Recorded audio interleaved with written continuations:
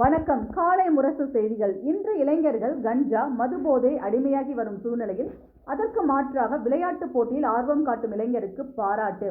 பன்ருட்டியில் மாநில அளவில் இன்று இளைஞர்கள் கஞ்சா, மது, போதைக்கு அடிமையாகி வரும் சூழ்நிலையில் அதற்கு மாற்றாக விளையாட்டு போட்டியில் ஆர்வம் காட்டும் இளைஞருக்கு பாராட்டு தெரிவித்தார்.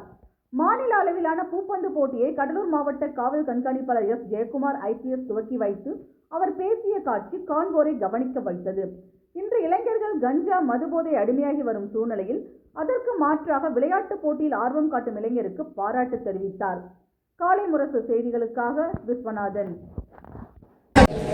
நல்ல பழக்க வழக்கங்களை விளையாடலாம், புத்தகங்கள் படிக்கலாம், எவ்வளவு பழக்க வழக்கங்கள் நண்பர்களுடன் இருக்கலாம், எவ்வளவு பழக்க வழக்கங்கள் இருக்கு.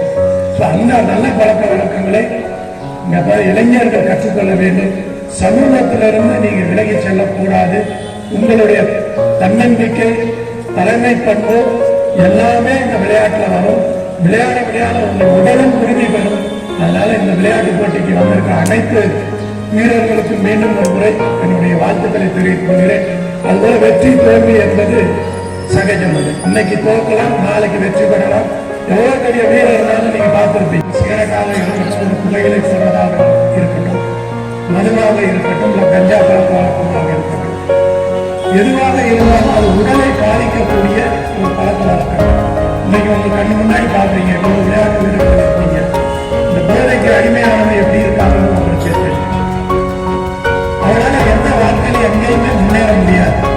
சமூகத்துல ஒரு ஒதுக்கப்பட்டவர்களால்தான் இருப்பார்.